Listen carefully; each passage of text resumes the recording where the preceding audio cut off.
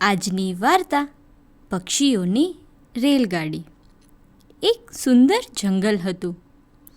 જંગલમાં સુંદર મજાના રંગબેરંગી પક્ષીઓ આખો દિવસ કલબલાટ કરતા. તેમને બહાર ફરવા જવાનું ખૂબ ગમતું. બધાએ ભેગા મળી એક રેલગાડી ખરીદી. ગાડીના દરેક ડબ્બા રંગબેરંગી હતા. કાળું કાળું એન્જિન હતું. સુંદર મજાની ચમક હતી. ગાડી ચાલે તો ખૂબ જ સુંદર લાગે, જાણે કે સરરર સરરર ગાડી દોડતી. કાળા કાળા ધુમાડા છોડતી, છુક છુક છુક છુક અવાજ કરતી, પીપી પીપી પાવો વગાડતી. ધાડ ધાડ આવતી ને ધાડ ધાડ જતી. આવી ગાડી જોઈને બધા જ પક્ષીઓ ખુશીથી ઝૂમી ઉઠ્યા. બધા જ પક્ષીઓ નાચવા લાગ્યા, ગાવા લાગ્યા અને કલરવ કરવા લાગ્યા. બધાએ એક સાથે જ ફરવા જવા તડામાર તૈયારી કરી. ચકીરાણી તો સેવ મમરા લાવ્યા. કાગડાભાઈ વળી ખારી સીંગ લઈ આવ્યા. મેનાબાઈએ કેળા લીધા. કબૂતર રાજાએ જુવાર લીધી.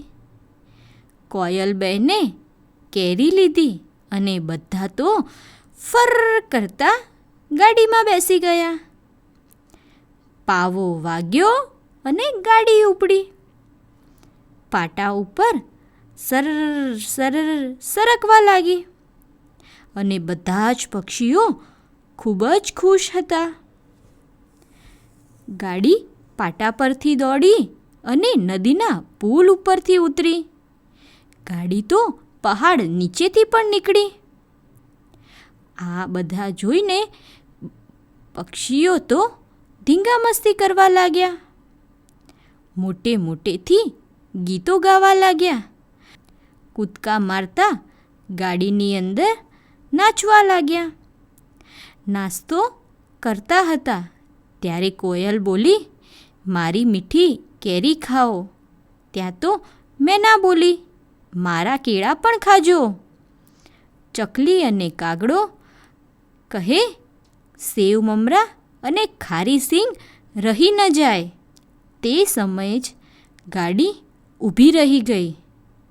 એન્જિન બગડી ગયું અને ગાડીમાંથી અવાજ આવવા લાગ્યો, ઘર ઘર, અને એન્જિન બંધ થઈ ગયું. ઘર ઘર અવાજ સાંભળીને પક્ષીઓ પણ થયા ફર ફર ફર.